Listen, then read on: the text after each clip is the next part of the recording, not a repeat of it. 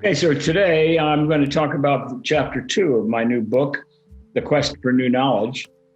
And chapter 2 is entitled Becoming a Francophile, because it starts when I left Dartmouth, took the SS France across the pond and went to Paris to work with Georges Mathe. And just a little bit of background on who Georges Mathe is and was. He was only 18 years old when the Nazis invaded Paris in 1940. So I calculated out that he's basically 20 years, he was 20 years older than me. So he was just ready to start his university in 1940, and the Nazis came. So he spent the war and thereafter working for the resistance. There's a lot of information about exactly what he did during those years, but everybody knows that Paris was a little bit depressing during the occupation. So he didn't really start his university career until after he was 29 years old in 1951 when he graduated from the University of Paris with his MD at that time. And so he should have been like 22 years old or 23 years old. And so he lost 7 or 8 years. He decided to devote himself to cancer work. And in particular, he wanted to go into leukemia work. And so he signed on with a fellow by the name of Paul Chevalier, who was essentially the godfather of hematology in France at the time. And he happened to be at the Hôpital Saint-Louis, which is in the northern section of Paris. So he did his clinical training, and then he signed on with Paul Chevalier, and he spent a couple of years working on the wards and working with leukemia patients. And then he was probably sent by Chevalier to do a postdoc in New York City with at the Memorial Sloan Kettering Cancer Center, which is right across the street from Cornell, and on the Upper East Side of New York. And he spent a couple of 3 years there. And while he was there, that was just in the beginning of chemotherapy. And Memorial was one of the hotspots of using chemotherapy in the clinic to treat patients particularly with leukemia, because you couldn't irradiate leukemia because it was the whole body, and you couldn't cut it out because it was all over the place. It was in the blood and it was in the bone marrow. So the only way to treat leukemia was with chemotherapy.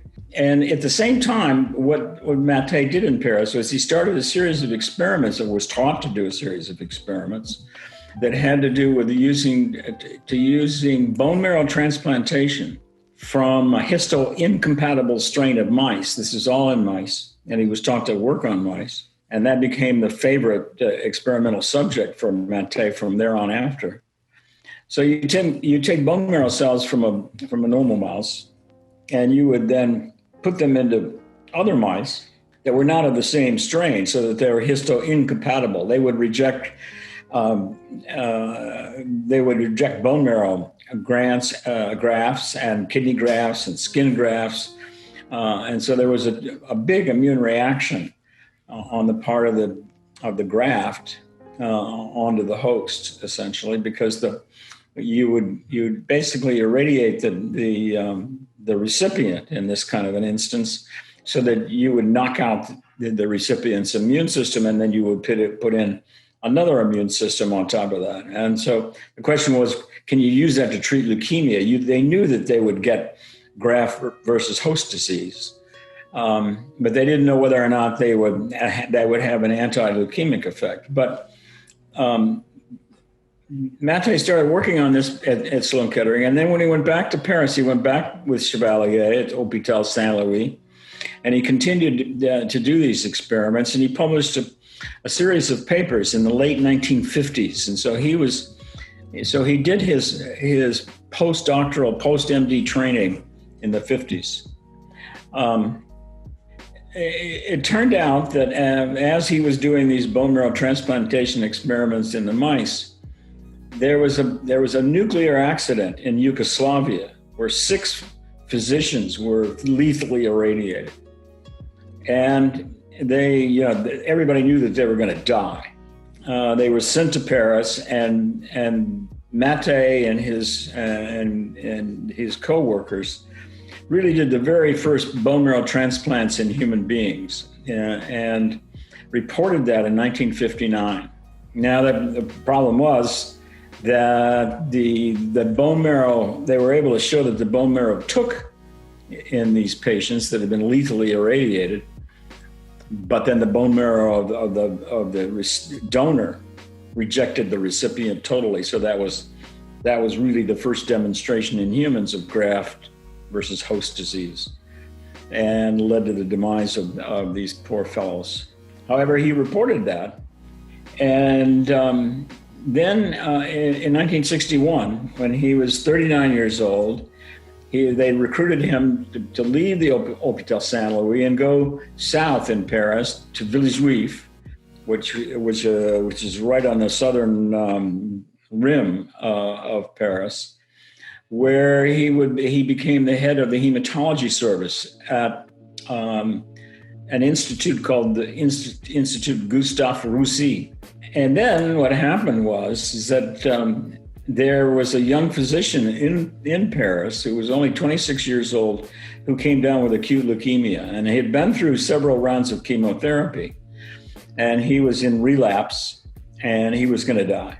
If you were Georges Mathe, what would you do? You would try to do another bone marrow transplant, which is what he did. He pooled together bone marrow cells from 6 relatives of this individual and infused them into the patient. And the good news is that it worked.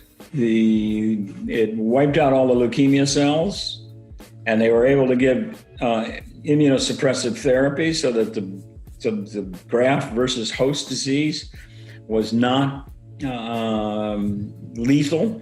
The graft did not reject the host, but it did get rid of the leukemia cells. And that was really the first demonstration of what Mathe called graft versus leukemia. So that was 1963, and on the basis of that, a new institute was started up in Paris called the Institut de Cancérologie and Immunogénétique, and that they recruited Mathe to become the head of the director of that new institute, which was right next door, essentially, to his Institute of Gustave Roussy in Villejuif in south of Paris. And then the physician that they had saved his life with the bone marrow transplant, soon thereafter, he died after 20 months of complete remission. And so that was basically unheard of. And Mathe reported that in Blood, which is the hematology journal in the United States. And so he was clearly a rising star. Then they went on to give him a professorship in the University of Paris, and so forth. So he was clearly a rising star in Paris and all over the world, and mondial, And so in 1965, he devised what he called active immunotherapy for the first time.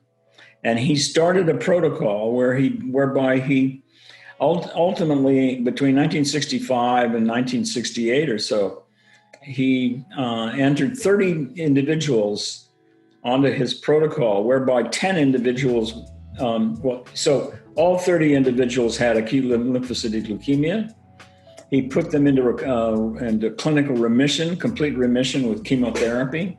And then he randomized them either to get no further therapy or to get immunotherapy during their remission phase, with the hypothesis that the immunotherapy would kill off the residual number of leukemia cells that were still left there after chemotherapy. And the reason he did it this particular way was because in his mouse experiments, he found that bone marrow transplantation really only worked to cure the leukemia in the mouse, as long as there were very, very few leukemia cells on board at the time that they did their experiments. And so he extrapolated that off to try to do this immunotherapy. Now, the immunotherapy, then what happened was that he published the results of his trial in 1969 in the journal called The Lancet, which is the premier clinical journal coming out of the UK. And this report was a thunderclap in the business, because what he showed was he had 10 controls. He had 20 patients who had received the immunotherapy, and after 5 months, all control people had relapsed, and out of the 20 people that were on the immunotherapy, 12 had relapsed, but 8 were still in complete remission. So he published that in the Lancet in 1969. And the immunotherapy consisted of 2 different kinds of things. One that he called non-specific, because what he did was that he tried to use immunological adjuvants. And I've talked about that before in some of my other videos. Adjuvants are anything that'll boost up non-specifically the whole immune response. So you respond to everything more than you ordinarily would. So he elected to try to use as a non-specific adjuvant the inoculation of his patients with live bacteria that caused a tuberculosis-like disease in cows, and these bacteria were called Bacillus calamite-guerin, or BCG.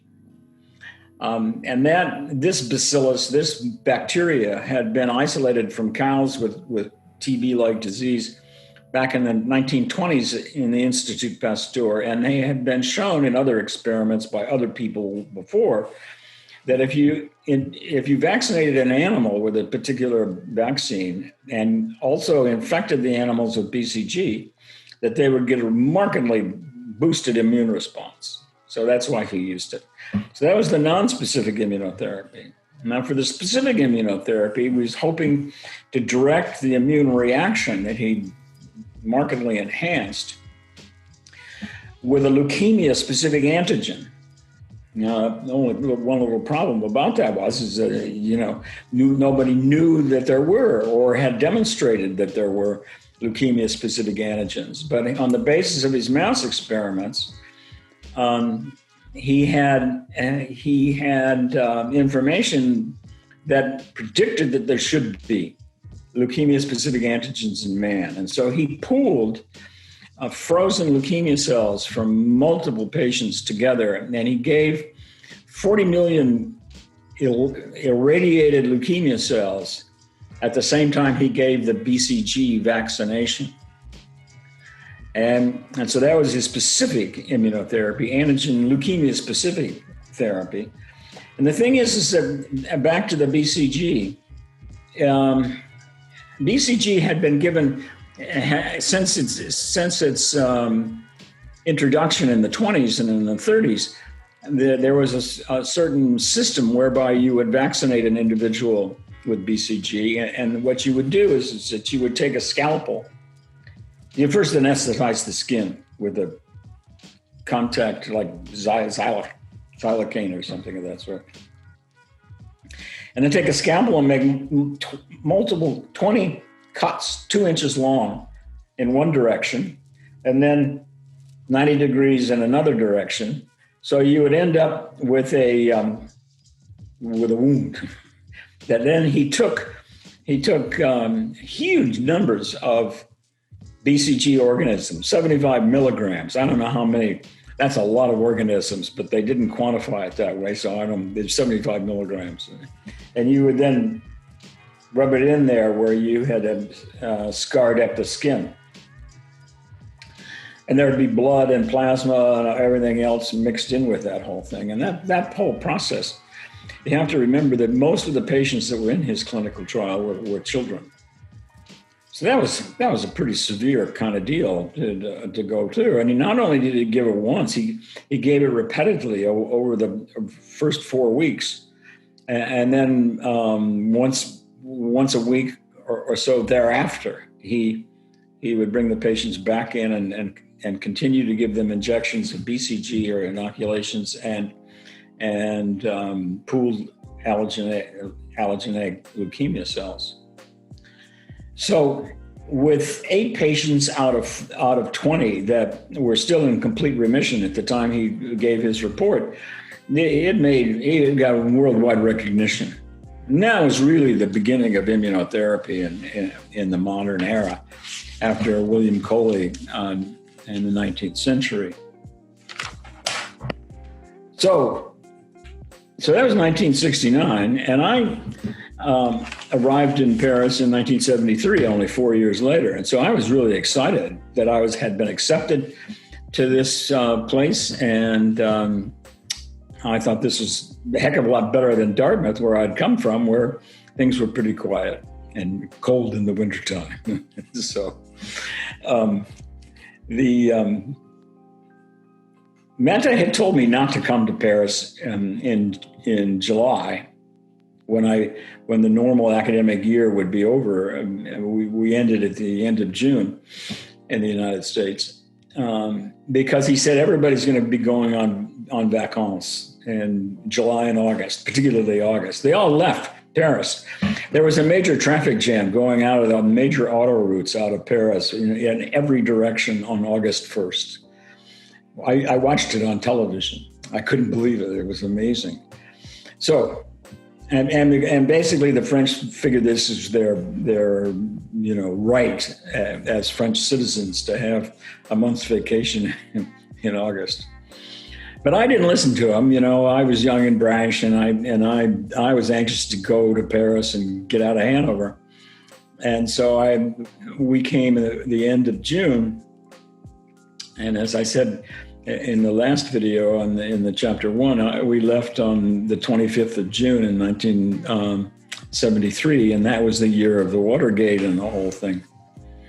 And then the entire time we were in Paris, in the nightly news, we'd have the television on, and they would show a picture of Nixon, and they would say President Nixon, and then they would go really rapid French, and I had no idea what they were saying the whole time.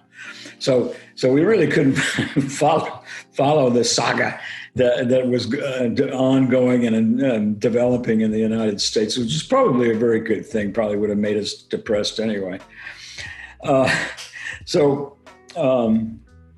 We took up residence, and the good news was there was always good news and bad news. The good news was the institute had a furnished apartment for us that we didn't have to pay rent on or anything. That was great, because we didn't have 2 pennies to rub together. I mean, we went from medical school to Baltimore and the NCI, which doubled my salary, which was a good thing. But we didn't have any money at all. Any money to speak of, essentially. So we didn't have to pay rent in this apartment, and it was just 3 or 4 blocks down the street from the institute, so I could just walk to work, and that was good. There was only the downside was that this apartment building, there were about 6 stories in it, and it was sort of a normal-sized apartment, building in Paris at the time. Still is. On the ground floor, there were shops all around. There was a boucherie de cheval, which is a horse meat boucherie, and there was a great boulangerie and patisserie, which was bread and pastries and so forth. And after we got situated for a while, we used to send the kids downstairs in the morning with a couple of francs, and they would pick up some little quiches. They had these little quiches that are about this big around. And also fresh croissants right out of the oven. And so that was good. But the bad news was that it was on, I shouldn't keep going on to these good news and bad news. I'll try to not do that. But the other downside was that the apartment building was right on the corner of National Route 7 and a little side street. And when we first moved to Paris, I couldn't understand why there were these big shutters that people would close on their on their buildings when they went to bed at night. And so you'd be really locked in this box that you happen to be in. And then the apartment was a typical city apartment, a 2-bedroom city apartment. And so we had a bedroom for the kids and a bedroom for us and everything else that you might think would be in an apartment.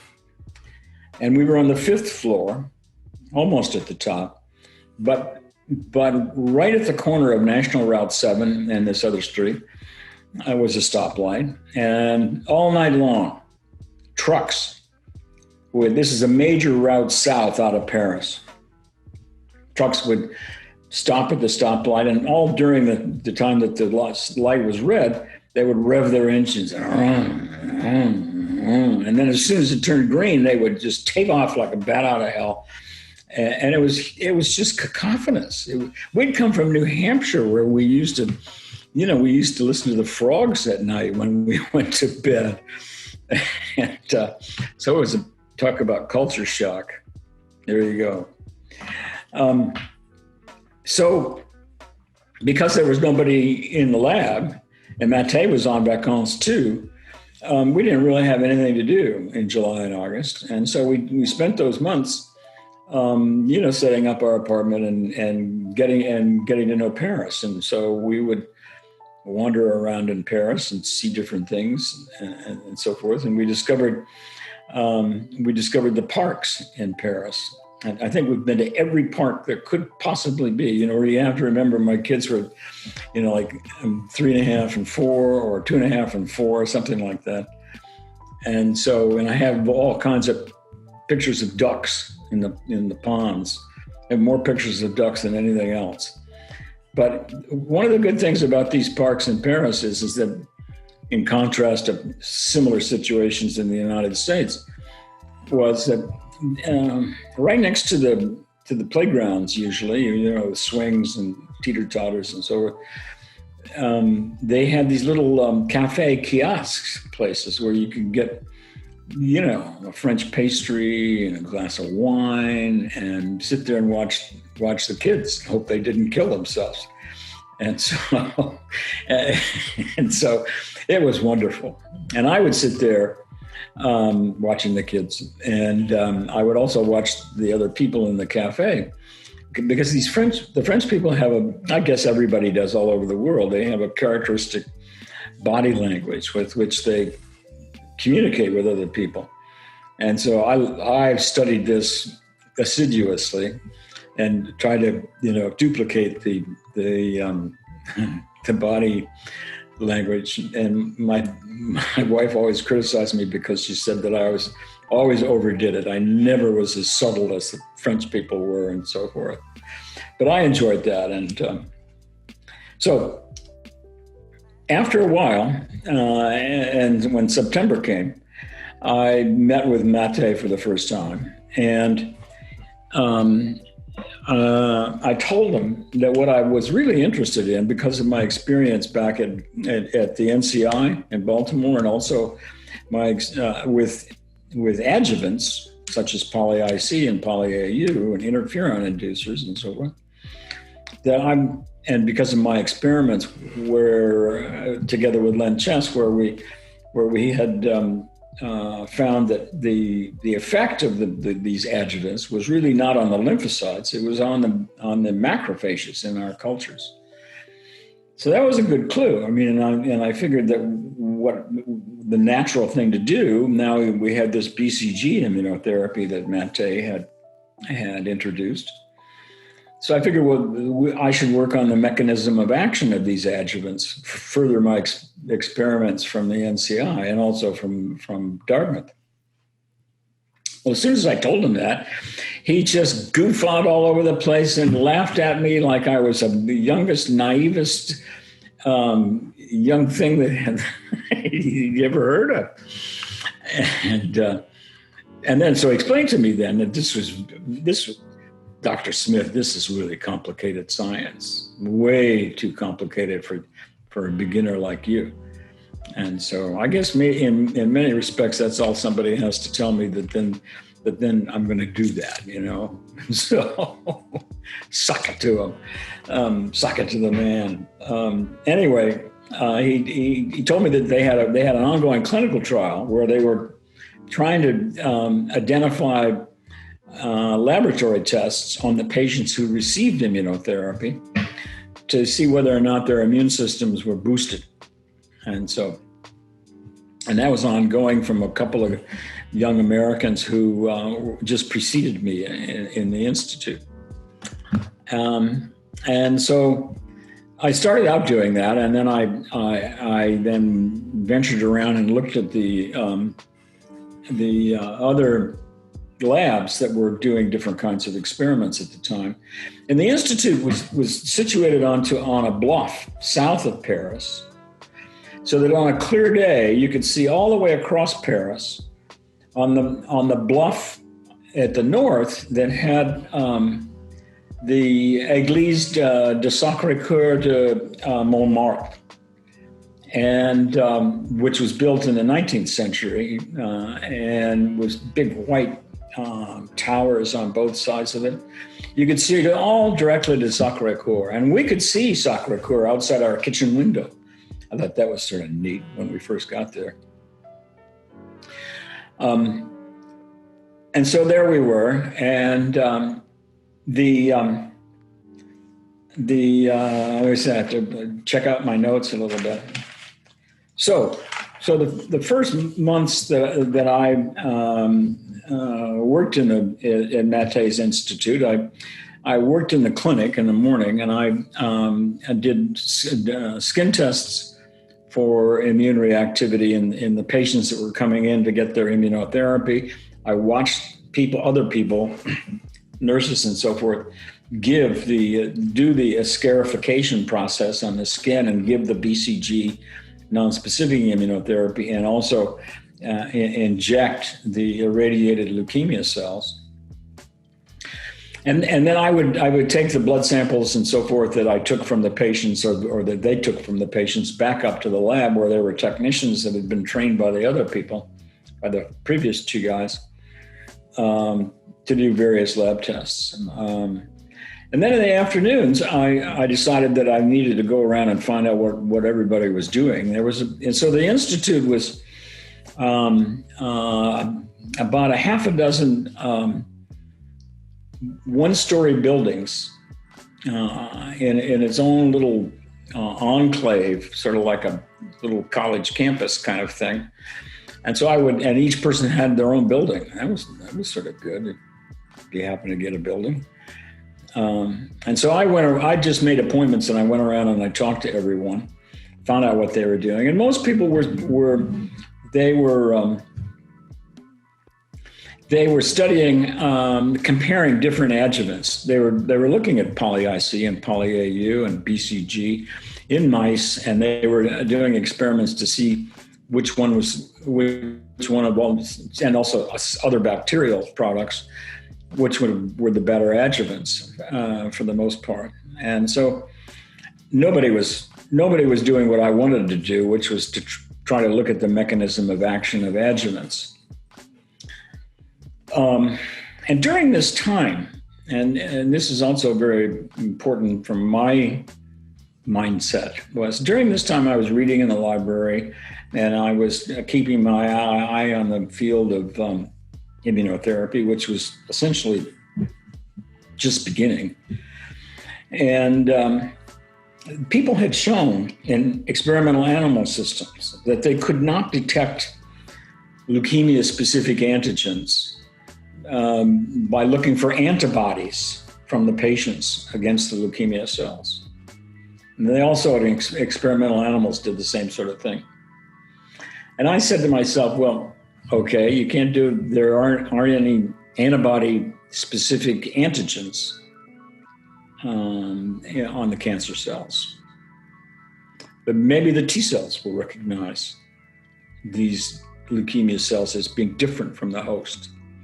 So from the beginning that I was there, I had my antenna were up, looking for these kinds of things. And there was one or two reports, I think, out in 1972, 73, of people that had thought that they could show T cell specific reactivity to different leukemias and so forth. So time went on, and I still didn't have a lot. I still didn't have all my own projects to do. And as far as I could tell, Mathe was going to let me do whatever I wanted to do. And so that was good, because I was, as I said, I was a little brash, and I thought I knew what to do anyway.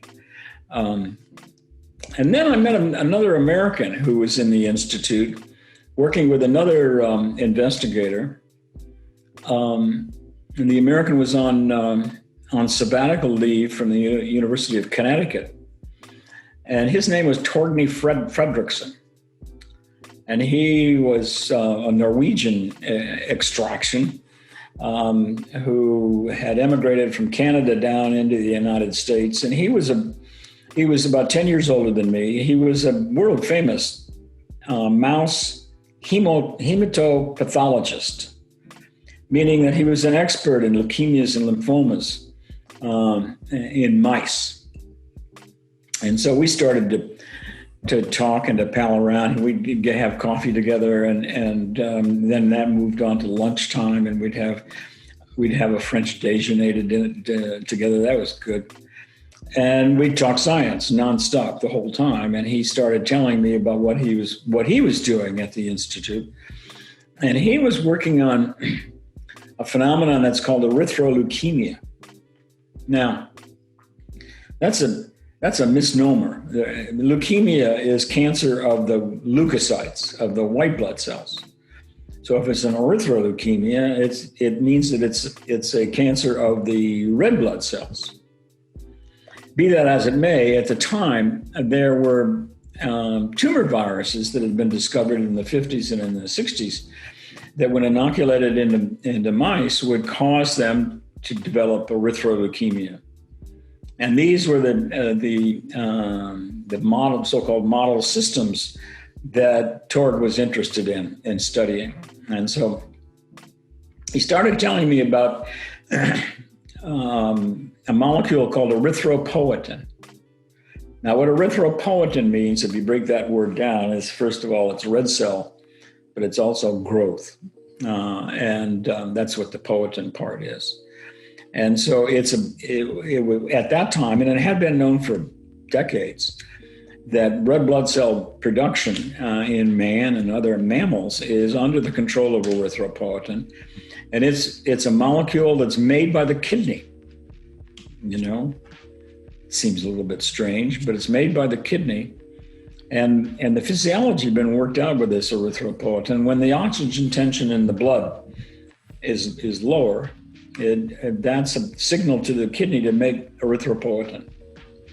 So the kidney starts making the erythropoietin, and it floats around all over the body, goes to the bone marrow, where the precursors of red blood cells are, and stimulates the proliferation of those red blood cell precursors. And so then when your red blood cell count goes up and your oxygen saturation gets back to normal, then the erythropoietin is shut down. And that's the way the system works. So the question that Torg was trying to approach was whether or not these leukemia cells, the erythro leukemia cells that he was interested in, whether or not they would respond, whether they were responding to erythropoietin or whether they were independent of erythropoietin. Now that's an interesting question. And so we started batting that around. And so we thought we'd do what we needed was an assay for the erythropoietin to quantify the amount of it, so that we could then do further experiments. And so I said to him, I said, well, why don't we can do the experiment? And what he explained to me, that you could get a whole bunch of red cell precursor cells, the ones that would be mature into mature red blood cells, and this is another sort of interesting sort of thing, in the fetus. There gets to be the initial cells, blood cells that are made in the fetus, are made in the liver, not in the bone marrow. And so if you grow mice, you take pregnant mice where the fetus, the embryo is developing. And the gestation period of a mouse is 21 days. That's from the time of insemination until the time of birth. But at day 10, or 11 or 12, the liver is just chock full of red blood cells. And you can look at the poor little embryo, and it's only, it's not even as big as your little fingernail at that stage. And a pregnant mouse has like 7 or 8 fetuses in it. So if you got a pregnant mouse, you could get all kinds of fetal liver cells that are mostly red blood cell precursors. So we thought, well, we can make an assay for the erythropoietin, because the growth, other people had shown that the growth of these cells in culture was dependent on the concentration of the erythropoietin. Well, because of my experiments with the interferon and so forth, and these titration curves that I explained before, the logical thing to do is do a titration curve of your erythropoietin and add your fetal liver cells, culture, and we only had to culture overnight. And we could then get a beautiful dose response curve of the amount of erythropoietin and the amount of proliferation of these fetal liver cells. Now, the only reason I'm going into all that is because that became critical for subsequent things down the line. That was the forerunner of the first assay, quantitative bioassay for T cell growth factor, which then became interleukin-2. And that's has yet to come. But of course, and so we did all kinds of experiments with erythropoietin, and we demonstrated for the first time that it probably interacted with its target cells by means of receptors. We could absorb out the erythropoietin activity by just a short incubation period, and so forth. So we published those results. Torg and I together. It took us a couple of years. It didn't come out until 1977. But be that as it may, that was a very, very educational experience for me. And in essence, because Torg was my senior by 10 years, he became the mentor, the laboratory mentor that I kept looking for, and somebody that I could work with daily, and that helped me understand, how you do this science business. But because before when I was with Len Chess in Baltimore, we were just sort of making it up as we went along. We were just too young at the time, and Torg supplied the experience and so forth. And so that was really good. We also, at the same time, he was just, it's a small world. He was also doing experiments with some people at the Institut Curie, which was at the University of Paris in south, on the southwest of Paris. We were on the southeast of Paris. And at the Institut Curie, there were 2 people, man and wife team, who were world famous experts in interferon. And they were trying to purify interferon molecules at the time. Remember, I told everybody in the last video that it was just an activity, and nobody had interferon, the molecule or molecules or whatever it was. They didn't have it. So they were trying to purify it and assaying for it, and they were very, very, very good people. And so we started to collaborate with them, and we asked the question whether or not the interferon would inhibit the proliferation of these erythroid precursor cells, like I had shown back at Dartmouth in the lymphocytes. Well, lo and behold, again, it worked fine, and that was our second paper out of that whole experience. So right at the beginning, right in the midst of this, Christmas came, and one of the other postdocs in the lab, his family had a vacation house in the Southern Alps down in France, in a little town called Serre-Chevalier. And he gave me the apartment for a week and so we went on a little winter vacation down, sojourn down into into the French Alps. And on the way, it was a great trip. We came down out of Paris and we drove through Burgundy. We stopped at Beaune, which is sort of the center of the little town, the center of Burgundy. The red Burgundies grow north of Beaune, and the white Burgundies grow south of Beaune. We stopped there, and we had just a fantastic, memorable dinner that went on and so forth. And then we went on up through Grenoble, up into from the foothills up into the mountains. And so, I just learned how to ski at Dartmouth. And so I figured I was going to go skiing there. Well, being young and naive, I figured that, the Alps always have snow on them. You just have to go up higher and higher and you get to snow. Well, that wasn't the case. So we got to Chevalier, and there were patches of snow around, but there was nothing to speak of, and the ski lifts were not operating yet. So I figured that what we could do is we could cross country ski on whatever snow was around there. And so and the apartment was fine for us. It was on the small side, but it was nice. So we got there, we went to bed, we got up in the morning, and our car was gone. Couldn't believe it. I looked all around. I looked around the corner. I thought maybe somebody moved it, And so I went to the police station, which was not too far away. And of course, my French was rudimentary. You have to know that. I'm not going to masquerade to the fact that I'm bilingual in French. And I didn't know the word for steal. I couldn't say somebody stole my car. And ultimately, with a lot of hand gestures and so forth, the chief of police was taking care of me. And he told me that, he said, well, you should have had an antivol.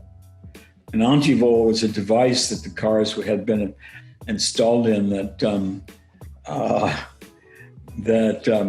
prevented somebody from turning the steering wheel, I think, kind of thing. And so my car was a used car, and didn't have an antivol. It was a Fiat. And so what to do? So I drank a lot of cognac then, But within a day or two, the police had found our car, and it had been abandoned in a field nearby. The only problem was that the reason it had been abandoned was that they'd broken the front suspension steering system, and so you couldn't drive the car. And then there's a little village in the Alps. They didn't have the parts to fix the car, and they had to send to Italy to get them. And so the whole thing took a week. We were lucky that it only took a week, seems to me. And we made do as best we could in the Alps and so forth. And then we came back, drove back to Paris. We stopped in Beaune again, and we had another wonderful dinner. And went back to Paris. But this time we took this vacation just before Christmas. And on Christmas Day, we had organized that we were going to go to Torg's house for Christmas dinner. And he had 5 teenage children. So he had rented a big house in the southwest part of Paris, not too far away from Versailles. And so we wanted to contribute to the dinner, and so we bought a great big bûche de Noël, which is a chocolate layer roll cake with a buttercream frosting. It was just to die for, that we bought at the patisserie. And because we had one of these little French refrigerators, it wouldn't fit in there. And we couldn't leave it out. The buttercream would all sort of melt down.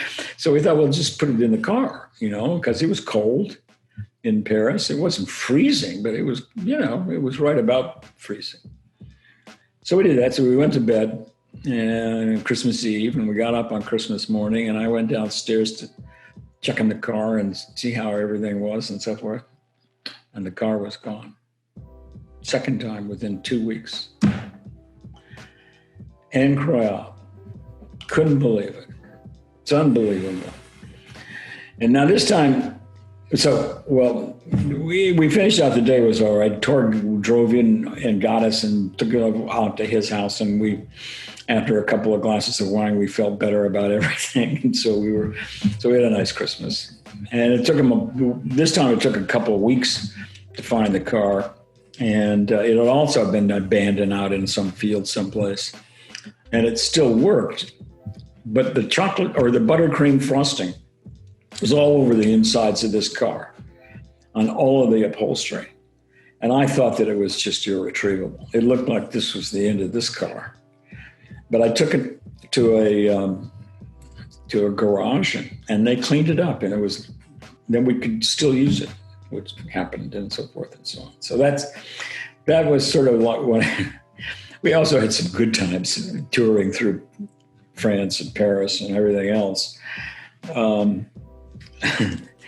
As the weather warmed up, we found that with two little kids, it's sort of hard. You can't do very many things as adults would do. But we found that one of the other good things about Paris is that they had all these concerts that were either in churches or in parks, all over the city. And so we went to concerts a lot, and I'll never forget the memorable one we went to in Versailles, where it was in a small abbey that had white plaster walls and no windows, essentially, and they had 4 Baroque trumpet players who blasted in this little abbey, and the sound just bounced off the walls all over the place, and it was just magnificent. It almost, I'm an atheist, and so it almost made me want to be a Christian again, just because it was so great.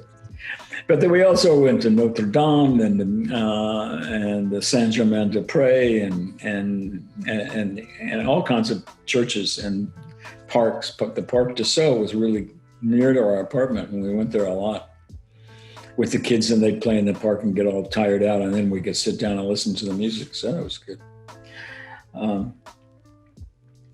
So time went on, and it was a series of experiments that I did, independently from Torg, because but this time, as the year went on, I had decided that what I really wanted to do was that I wanted to see if I could generate T cells that were cytotoxic for leukemia cells. But I didn't know how to do the cytotoxicity assay.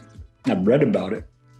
And some investigators who ultimately became good friends of mine, Mark Feldman and Herman Wagner, they were postdocs down in Australia at the time, and they had just published a paper that they weren't working with leukemia, but they were working with histocompatibility antigens, and they showed that they could mix 2 different lymphocytes from 2 different individuals together and culture them for a few days. And then they could harvest them and they could test them for cytotoxicity against target cells, and they could show that they could kill them. So they could put the induction of the immune response together with the effector aspects of the immune response. And so what I wanted to do was to see if I could use leukemia cells to stimulate the T cells.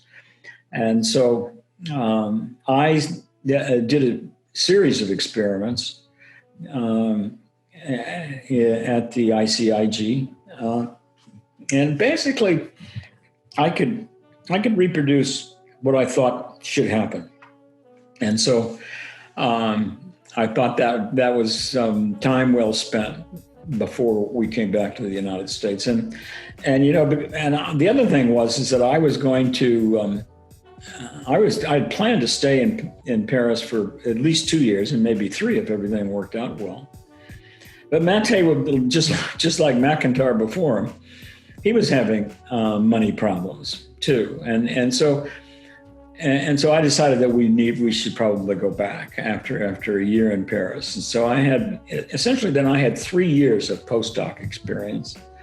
I had 1 year at the BCRC, I had 1 year at Dartmouth, and I had 1 year with Mathe. And so I was in these 3 different laboratories. And even though I didn't have stewardship by a mentor to help me understand how to go about all these things that I needed to learn, I saw how science was done in 3 different labs. And I had gained, in the time, I became more mature as an individual, and particularly from the time in Paris, because it was really tough on me and the family and the whole thing, although we figured out how to survive it and so forth. But the time was well spent. So I thought, okay, well, it's time to go back. And actually my wife, Lynn, kept telling me that it was time for me to get a real job rather than be a student all my life.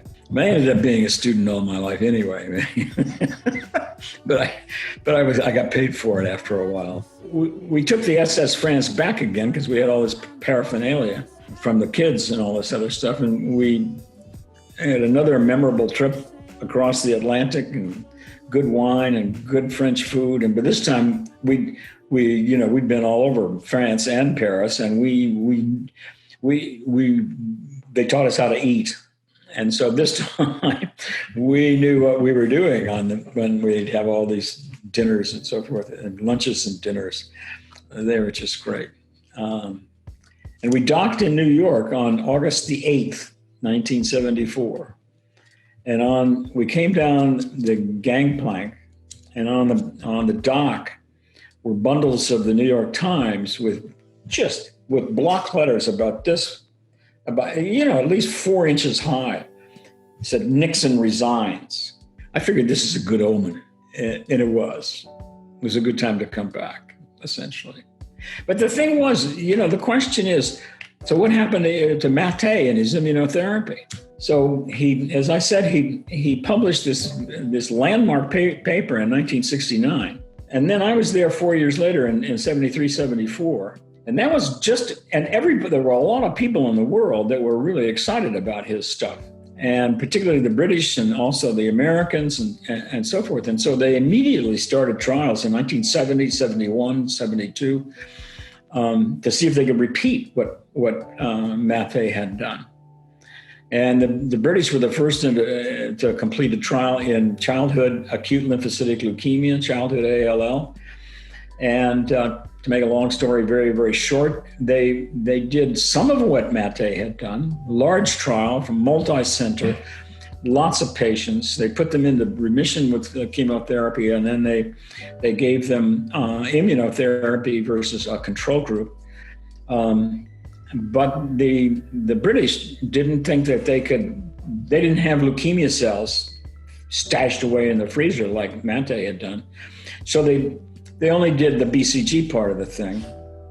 But in addition, they didn't use Mathe's BCG, which he got from the Institut Pasteur, from one of the original cultures and so forth and so on. They used a freeze-dried preparation that they got from Glaxo in the UK, which was only 20% viable. And they didn't give the same dose that they used a much lower dose than what Mathe had used. And you can predict what happened. They didn't reproduce Mathe's results. So that was published in 1973, just basically when I arrived in Mathe's lab. And then another group in the UK, but dealing with adults with acute myelogenous leukemia, so it's another white blood cell derived leukemia. They also tried to repeat the experiments that Mathe did, and they had better results. They had their control arm did not do as well. The duration of remission was one of the endpoints, was shorter than the ones that got the immunotherapy.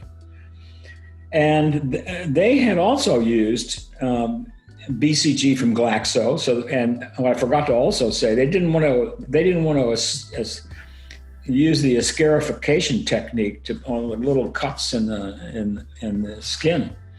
So they had developed a multi-pronged vaccine gun that they would put up against the skin, and it would go and put things into the skin.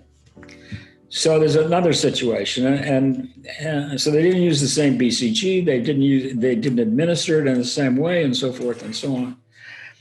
But the coup de grace was done by the Americans, and you have to remember at this time, and they did a trial that didn't work either. This was Children's Cancer Study Group, so it was a big multi-institutional group of oncologists, essentially. And that's what I was going to say is that Mathe was about the only guy in the world that was doing immunotherapy. Everybody else was a chemotherapist. And they were in the process of developing their discipline, essentially. And ultimately, medical oncology became a discipline with rules and regulations that you had to do in order to become an oncologist and so forth. And these guys were comfortable with giving very toxic chemicals to people, but they thought this immunotherapy stuff was foofy. Whatever. The idea that the immune system could be harnessed to kill cancer cells was sort of like Star Wars, or Buck Rogers or whatever. And so they didn't want it to work. And the Children's Cancer Study Group did a similar experiment that Mathe had done, and they published their results in 1975, a year after I came back from Paris, showing that the ones that got immunotherapy did not do as well as the patients that got chemotherapy during this remission period. So basically, at that point in time, the American oncologists and so forth just walked away from the whole deal. They paid no attention to Mathe anymore. And the world went on, the beat went on. In 1977, Mathe published, so he treated hundreds of patients after the initial ones. And he had multiple patients that were out months and years.